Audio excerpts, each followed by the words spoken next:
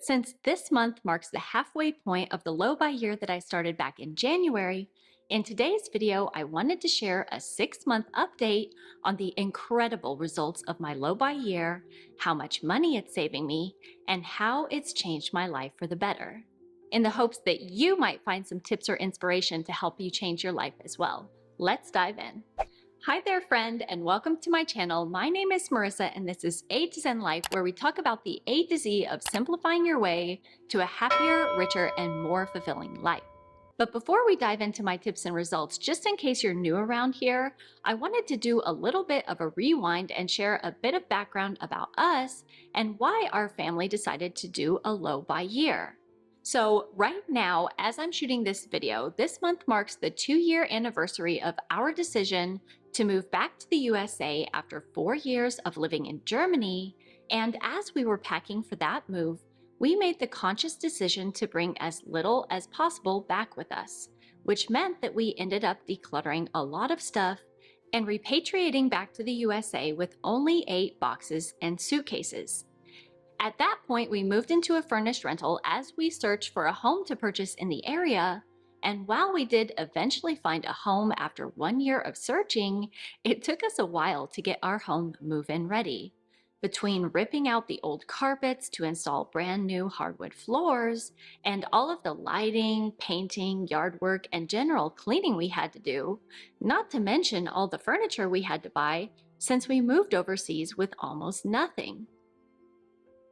So flash forward to the start of this year, and after all of that spending, we decided to challenge ourselves to a low buy year in order to hit the reset button on our spending habits and get back to our roots of simplicity and frugality.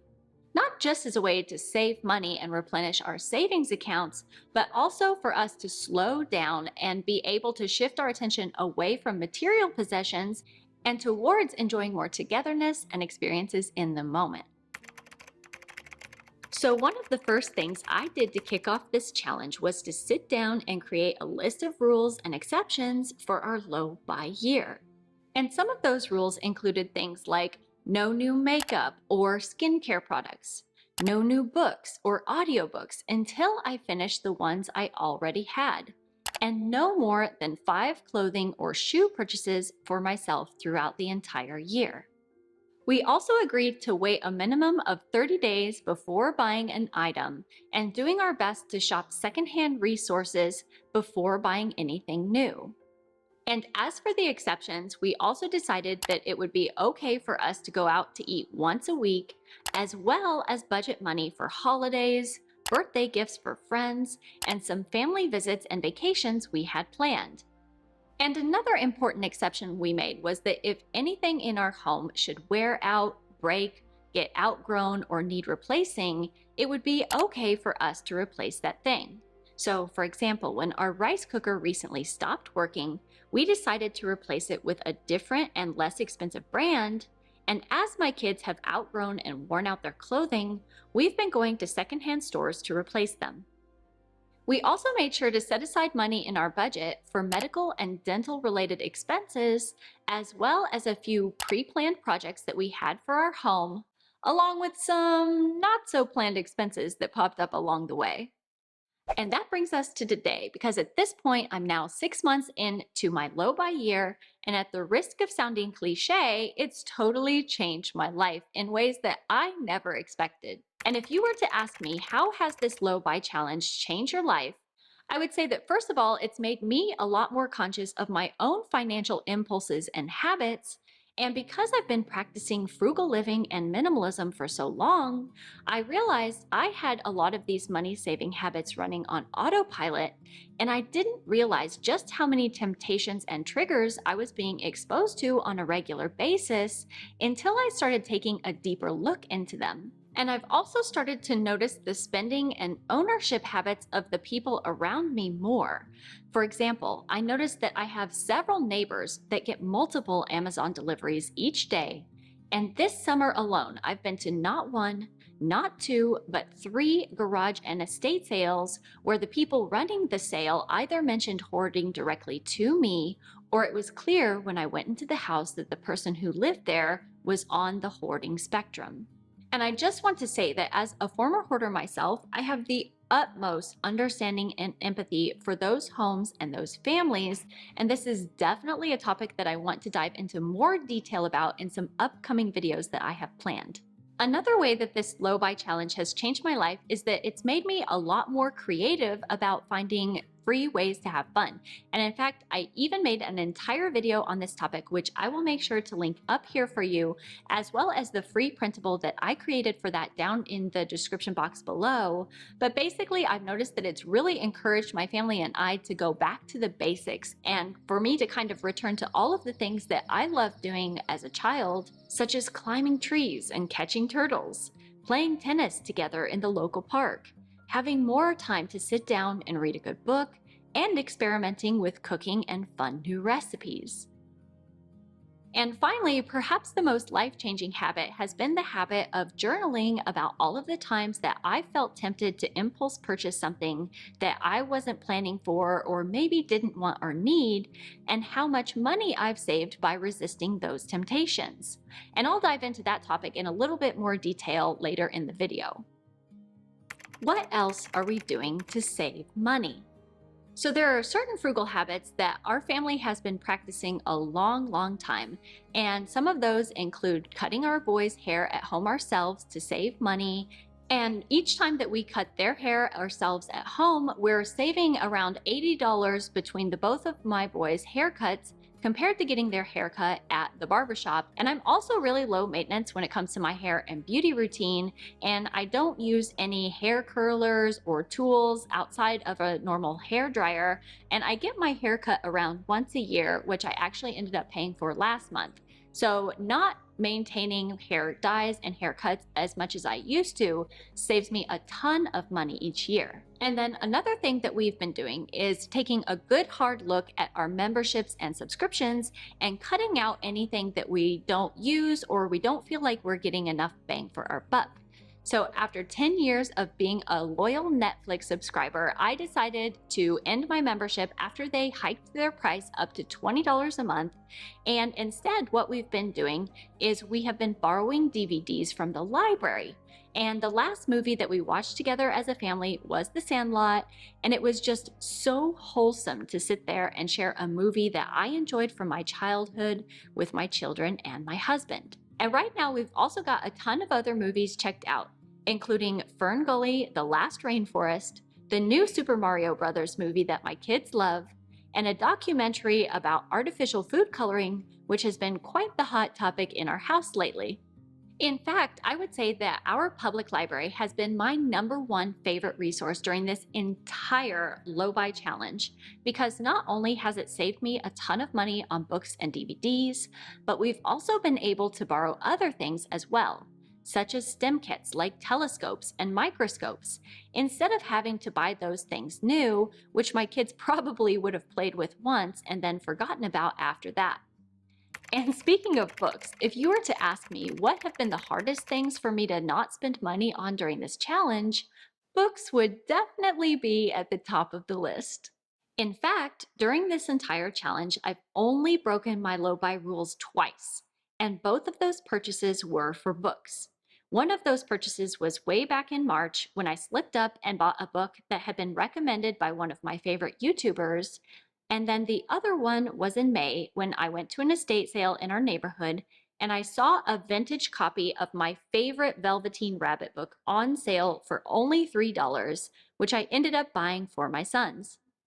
Now, even though both of those impulse purchases only added up to $25 and I don't regret buying either of them, it definitely taught me something about myself, which is that old habits die hard. And as someone who used to be a book hoarder and who used to buy stacks upon stacks of books that she never got around to reading, I can definitely say I've come a long way, even though I'm nowhere near perfect. And who wants to be perfect anyway? Perfect is boring.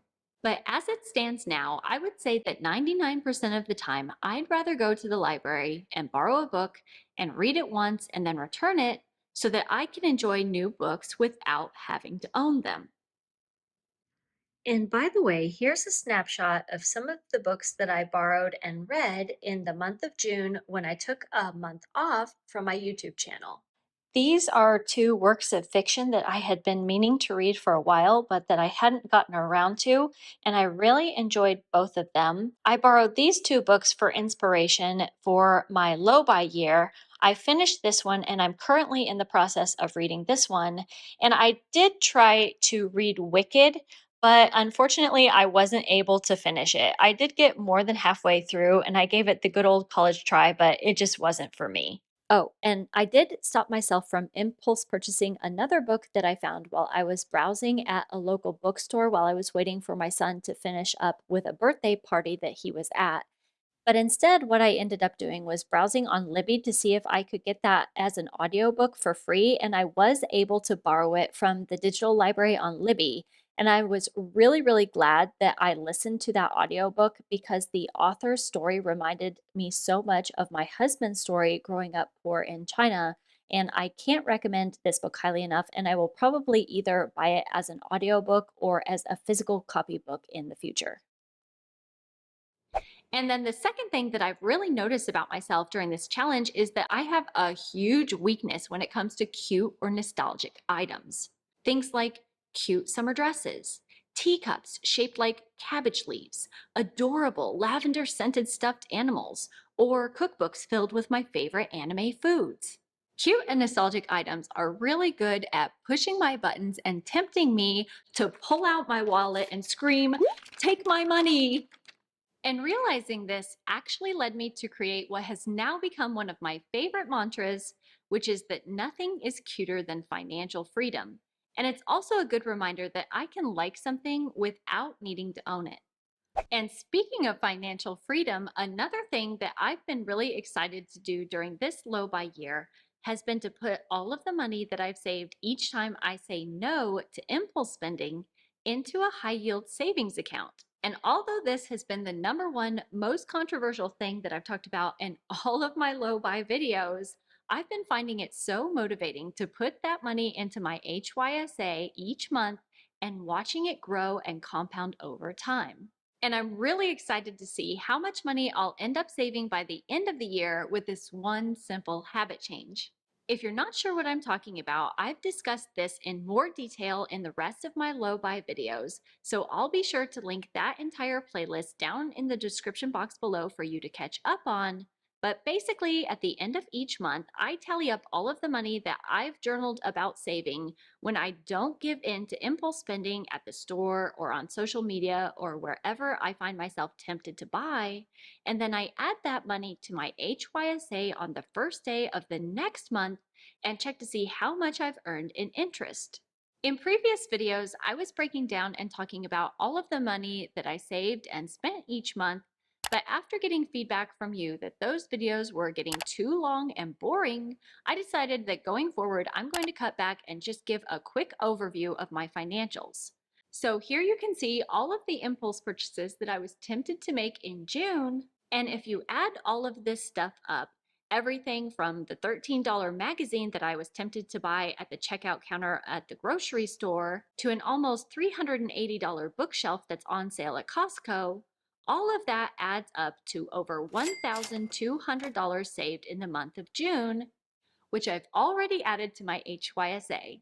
I personally think that HYSAs are one of the most underrated tips for helping people reach their financial goals. So if you're trying to pay off debt or save up for a big purchase, like a car or a house or paying for your kids' college, I'll be sure to link to my favorite HYSA down in the description box and comment section below in case you're interested in checking that out. And then apart from leveraging my HYSA, another thing that I've been doing has been some decluttering here and there. And I did some decluttering of my wardrobe a few months back.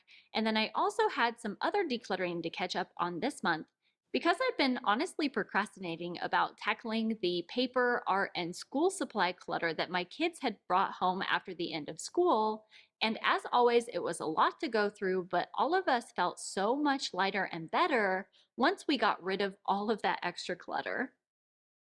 Another thing I wanted to touch on in this video are some tips about secondhand shopping and how to know when it's time to buy something new. And this is something that it's important to be mindful about because if you're anything like me and you enjoy the thrill of the hunt of thrifting and like finding cool things for super low prices, that can be just as dangerous and addictive as going to the mall for retail therapy. So, keeping that in mind, here are some of the rules and mantras that I found help me the most when deciding how and where to spend my money. Number one is to set your intentions before you buy. And what that means is that you need to get crystal clear on your values and priorities going into any low buy challenge. And then what's going to happen is that those values and priorities are going to guide your shopping habits going forward. So, the shopping habits of someone whose main goal for a low buy year is to reduce the clutter in their home, their shopping habits might look very different from someone whose main goal is to save money, for example. And then on the other hand, someone whose goal is to be more ethical and sustainable with their shopping choices might also have very different shopping practices as well. So you need to have these values and priorities in mind before you head to any store. So knowing your values and priorities will act like a North Star and help you guide your shopping decisions going forward. And then the second tip that I have for you is to always shop your home first before you decide to buy anything, whether it's new or secondhand. And so, for example, after I saw a really beautiful stand mixer at Target that was on sale, I put it on my wish list and decided to wait 30 days. But while I was waiting those 30 days, I decided to see if I could use the food processor in my cabinet that I already owned to make the recipes that I was thinking of making if I bought the stand mixer. And so far, I have been able to make every single recipe that I wanted to make using my food processor. So even though I'm quite attracted to the idea and the aesthetic of the stand mixer, I have decided that I'm not going to buy one because so far it hasn't been a necessity in my home and I can get by with what I already have. Tip number three is to use the 30-day rule and implement a 30-day waiting period anytime we're thinking of buying something. But like I said before, we have been practicing minimalism and frugal living for a while now. So 30 days isn't a huge stretch for us, although it can be challenging. We've been doing this long enough that 30 days isn't uncomfortable. However, if you're brand new to no buys or low buys, you might try a shorter waiting period, say 72 hours or 7 days, and see how you do with that. And then kind of gradually work your way up to 30 days as you're able to. It's just like a muscle, you have to strengthen it before you can do more and more and more. And that actually leads me into the next tip, which is that it's really helpful for you to write down your wish list and your shopping list and to stick to them whenever you're going out shopping. So, one of the things that I had had on my wish list for a while was muffin pans, and I wanted to find two muffin pans so that I would have two sets of 12 so that I could make double recipes whenever I wanted to make something. And I had been waiting for a couple months, and then the other day I was able to find a set of practically brand new muffin pans for only $1 a piece at a local moving sale. Okay, so I just turned into our neighborhood and I saw a sign for a moving sale. So I'm gonna go by there really quick and see if there's anything that I have on my wish list that I want to grab because yard sales, moving sales, garage sales, they're all great places to score really good discounts, even better than thrift stores and secondhand stores, I would say. Okay, so I just got back from the moving sale and I am so excited for what I found there. One of the things had been on my wish list for a few months, and then the other was a recent addition because we recently switched over from swimming lessons to tennis lessons because unfortunately the head coach at our swim team left several months ago and then they just weren't able to find a head coach to replace her. So we ended up switching to tennis, but one of the things that my kids have been complaining about was that they didn't have enough tennis balls. And so let me show you what I got. I got these muffin pans. They're like practically brand new for $1 a piece. I just realized there's still some batter mix inside of here, even. That's funny. And then the other thing that I got was, like I said, we started tennis lessons recently, and my kids have been complaining that we didn't have enough tennis balls. And I got a tennis hopper and a ton of balls for $10. I don't even know how much it would cost. If I can figure it out, I will put that number right here for you to let you know. So here's the tennis hopper that I got. And as you can see, it's not in perfect condition. Like there's a little bit of rust up here at the top. And then this Wilson tag has kind of worn off here as well. But I think I probably saved a decent chunk of change getting this at a moving sale versus buying all of this stuff brand new. And then finally, I've also found it helpful to adopt the habit of giving everything I'm thinking of buying a reality check before I buy that thing. So, for example, the other day I was at TJ Maxx and I found this really cute sage green jumper that looked super cozy and matched my eyes. And I even went so far as to take it into the fitting room and try it on. But when I started really thinking about it and imagining how this jumper would fit into my life, I realized that that outfit would be a pain to go to the bathroom in because not only would I have to unbutton it, but because it also had a belt, I would need to undo that as well.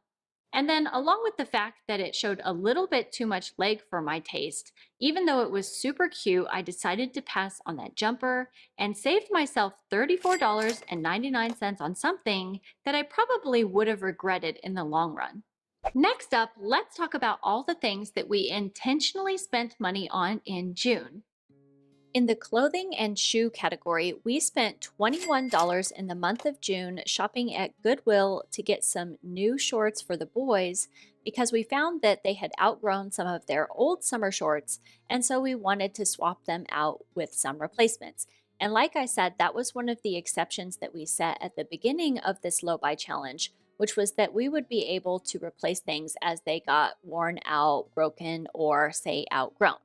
But then I did also find something for myself while I was there, which was this cotton gauze bathrobe from a brand called Parachute that I had never heard of before, but apparently retails for around $129 brand new on their website, and which I was able to score secondhand at Goodwill for only $4.99.